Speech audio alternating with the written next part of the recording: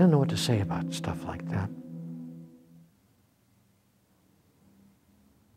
I'm always astonished that there are millions of people, not a few thousand, but millions of people who believe every word I just said.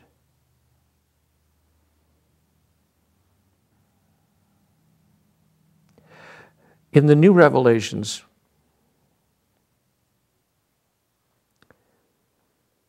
how many of you have read the New Revelations? Please read the book. Please, please, please read the book. Please. I'm begging you, read the book. You need to understand the nature of the problem. Please don't think you understand it already. Not at the depth at which it is manifesting itself in our lives today. Please read the New Revelations.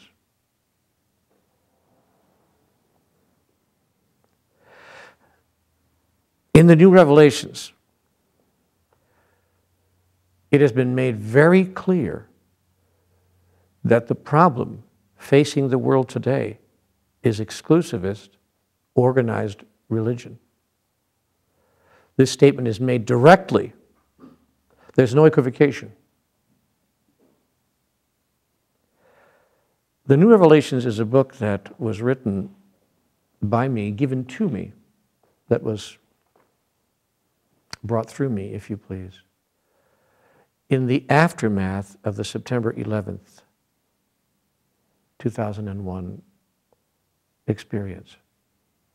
I, like all of you, sat stunned, watching my television set, trying desperately to understand, with all that I think I know about life, with all that I think that I do understand about how it works and how it is, and the role we're playing, with all of that notwithstanding, there I sat in front of my TV set, looking at that screen and trying to figure out what is it I yet don't understand? The understanding of which would change everything. What is it I don't grasp, that humanity doesn't grasp, that humanity as a whole doesn't quite get yet, that could allow it, therefore, to do these kinds of things to each other? What could cause people to get into airplanes and fly them into buildings where other people were working and commit such an atrocious act? What? And I was deeply disturbed, as of course we all were, by those events of September 11th. And I called out to the God of my understanding, and I was about to write another book at that time in my life. I was supposed to be writing a book called, ironically enough, Dying with God. And I thought, in some kind of a strange, off-centered way, what an interesting time to be writing a book called Dying with God, as people are now dying all over the world at the hands of terrorists who are supposed to be speaking for God. The irony was not lost on me, but I could not get the book going. I owed it to my publisher at a certain date. He wanted it by April 1st, the following April 1st, which is not that far away from September when you're thinking in terms of book writing time. And I couldn't get on track, and I couldn't get on track. September was rolling into October, October into November, and I could not get rolling with this book that I owed the publisher. And finally I realized I'm writing the wrong book. I can't write this book. There was another book that wanted to come through, and it wanted to come through so badly that when I finally gave into it and said, okay, all right, whatever book that's supposed to come through, we'll put this one aside. What is it? And I found myself one night in November writing the following words on a piece of paper: God, we need help. Please be here. And he said, I am. And I said, we need help. And he said, you're right. You do. And I said, we're about to kill each other. I mean, really to destroy life as we know it on this planet. He said, you're right, you are. I said, what can we do? God, what can we do? And he said, listen very carefully to what I have to say now. And he gave me the New Revelations. And I can't get people to read it.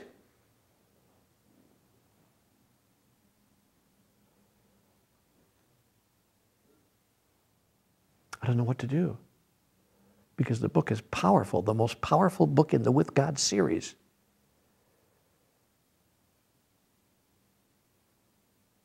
It's almost as if humanity doesn't want the answer, doesn't even want to look at the question. So I'm asking everybody who's watching this video right now, get the book. Get it at the library if it's about the $20.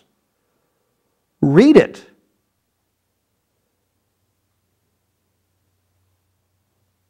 Because the book contains the answer to the question, why? But it contains more than the answer to the question, why are we behaving like this? What is causing humanity to act out this way?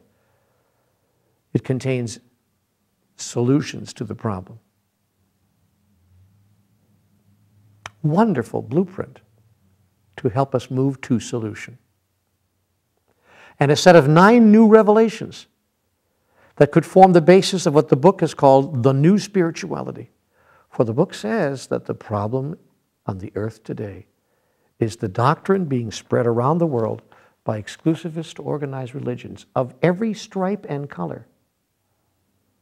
Not just the Christian doctrine, but the Islamic doctrine, and the doctrine of many other religions and faiths as well, which insist on preaching about a God who they say condones and even uses killing as a means of conflict resolution.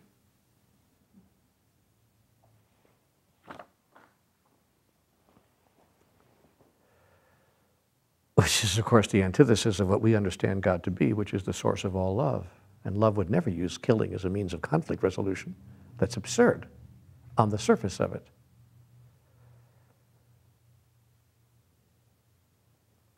So the book argues, eloquently I think, and not because I wrote it, because I didn't write it.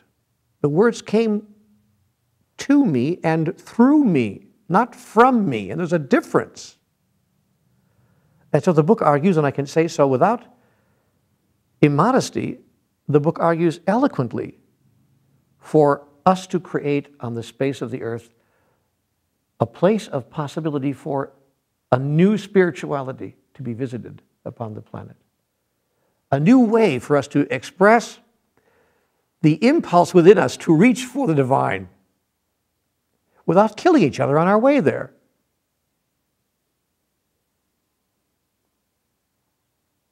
A new way to express the aspect of us that is divinity itself without making each other wrong for the way that they are experiencing that.